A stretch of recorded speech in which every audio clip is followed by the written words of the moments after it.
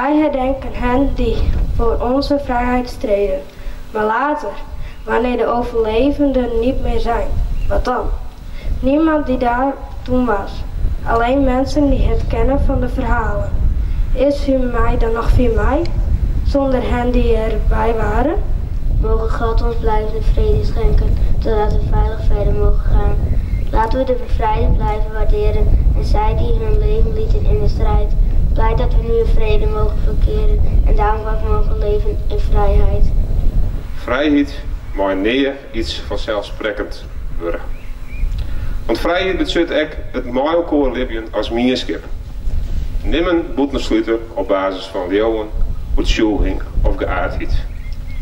We moeten dan ook achterzaad denken om ons vrijheid. We moeten stingen voor ons vrijheid. Wij dus allen.